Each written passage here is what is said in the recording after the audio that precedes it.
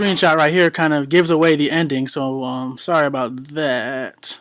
But I mean, it's not just the ending, it's how we got to that ending. So let's watch the battle and see how it came to me losing. And it's very, very crucial moment in the game that actually causes me to lose.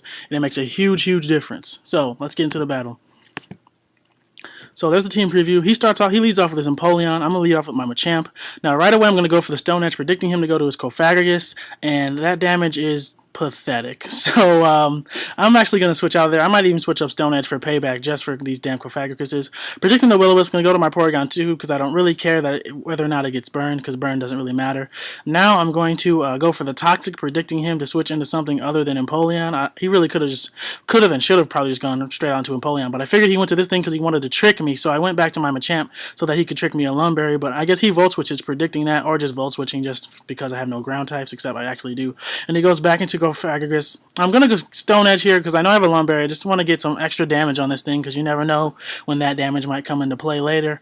So now I'm going to switch out back into Porygon 2 to take the Will-O-Wisp because he's most likely going to go for it again, and I'm already burned, so it's not going to do anything. And now here I'm going to double switch into my Cobalion, predicting his Empoleon to come back in. And I do that, and he does that. So now I'm going to Volt Switch out, predicting him to want to switch into his Cofagrigus again, but in all honesty, I should have went for Close Combat there because it's kind of obvious. The Cofagrigus switch is obvious, so it's best to stay in this situation. He actually goes for Roar instead of Stealth Rocks, which is a questionable play in my opinion. If he predicted me to switch out, he should have just went for Stealth Rocks. But now I'm going to go for the Close Combat because I know he's going to stay in, predicting me to over-predict again because it makes sense for him to stay in, so why wouldn't I just Volt Switch expecting a Cobalion? And his Empoleon goes down without doing much and without setting up Stealth Rocks, so that's going to be good for me because I can switch in and out whenever I want without any hazards getting up. Or so I thought, because now he goes into Roserade. I know it's going to be a Spiker, so I'm just going to go into Machamp just in case it's offensive.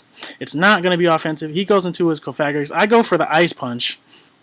And now this is kind of a lolsy play here. So now I'm going to go for the Stone Edge, I believe, and I miss. And that should have clued me in right there because he Dragon Dances in my face. I'm like, why would you Dragon Dance in my face? And I forgot that the Mummy ability, and now I realize, oh shit, I don't have no guard, so that's why he Dragon Danced in my face. So now I'm going to go for the Quillfish. I know I can, on the predicted Drain Punch, I know I can take that easily because I'm a Poison type, and I have the Intimidate ability. Right here, I actually should have went for an attack instead of Haze because there's no way he's going to stay in. But now I go for Haze, showing him that I have that, so that was a mistake on my part. Now I'm going to go into a Zelf, predicting the spikes, and now I'm going to U-turn. Obviously, he's going to want to switch and not take a Psychic move and go into a Scrafty. So now I get some damage on that Scrafty.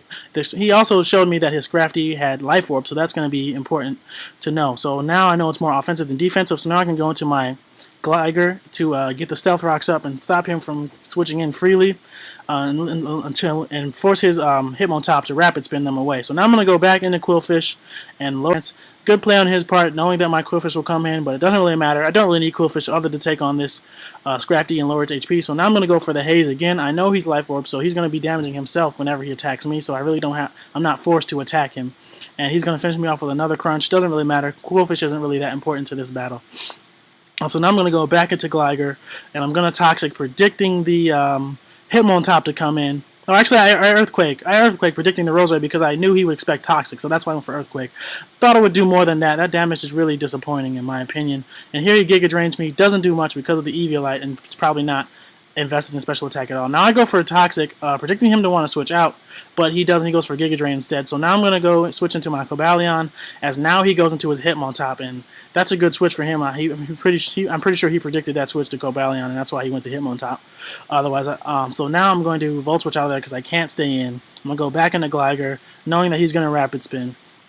And here, I believe I Earthquake again, predicting him to predict my Toxic and go for Roserade, but I forgot that I had already Toxic this Rotom Heat, so this is honestly the best switch for him, and that's good for him and bad for me. So now I'm going to go into Machamp, expecting him to probably Overheat or Volt Switch. Doesn't really matter. And I'm just going to sack Machamp here and just to rack up some poison damage on this Rotom Heat. Now I know that I can live a -2 Overheat, especially since it's most likely Scarfed, and I'm going to go for the Earthquake, predicting the Hitmontop, or predicting something to come in. Should have went for Toxic there, and that would have really helped me on later on, but I was an idiot, and I didn't do that.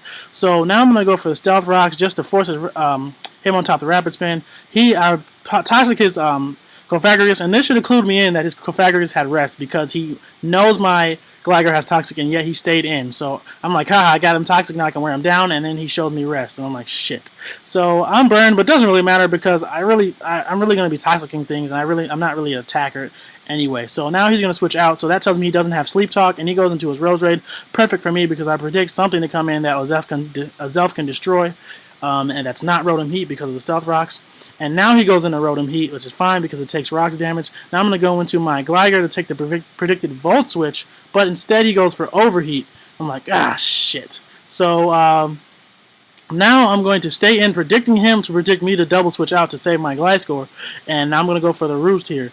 And that was an amazing play for me, and it could have went really, really south. So now here's a crucial play in the game. I go for Toxic here, and I miss. And you're going to see how important that Toxic miss is later on the following turns. So now I get the rocks up just to force him to Rapid Spin and hopefully give me another chance to Toxic. And I also see that he has Stone Edge, so that's important information for me because it means that he most likely doesn't have Sucker Punch as well.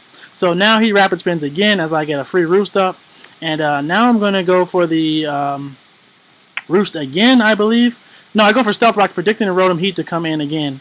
And I'm just trying to rack up some damage on him. Now I'm going to go into... No, actually, I'm going to leave Gligar in. Another mistake on my part. And I just leave it in to die and just to rack up some more toxic damage on the Rotom Heat. Now I'm going to go into Porygon 2 and double switch into my Azelf, knowing that he knows that a -2 Overheat won't do anything to Porygon 2. And this is where the toxic damage really matters, because if he had been toxic, his health would have been slowly dropping, and this Shy Shock would have killed, meaning that he would not be allowed to Rapid Spin my rocks away, and meaning the Rotom Heat will not outspeed everything on my team. So that toxic miss was very, very crucial because it allowed his Hitmontop to keep getting HP back, and it means that his Rotom Heat can switch in whenever it wants now that my Gligar is dead. So now he's just going to Volt Switch out, no reason not to, since I don't have any ground types. And he's going to go into a Scrafty. I'm going to go into my Azelf, and I'm going to Fire Blast. Hope it hits. It does. I know it's going to take it out because I'm Life Orbed and I'm in an Azelf, and it's at under half HP.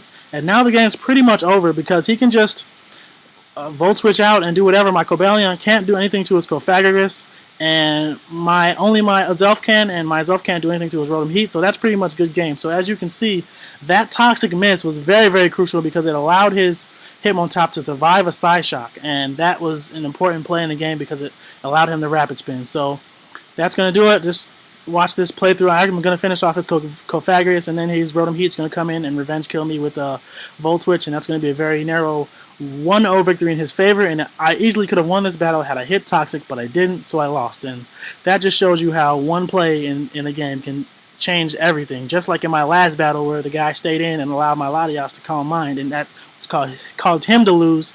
And that was really a misplay on his part. I didn't really make a misplay. The game just kind of lost the game for me since they boosted Toxic accuracy, and I still missed it. So, whatever. What are you going to do? Shit happens, as this guy says right here. Shit happens. Because I told him that if I didn't miss, I would have been able to kill the Hitmontop, and I would have won. And he said shit happens, and that's the perfect phrase for me. So, that's going to do it for this video. Rate, comment, sub, like, deuces.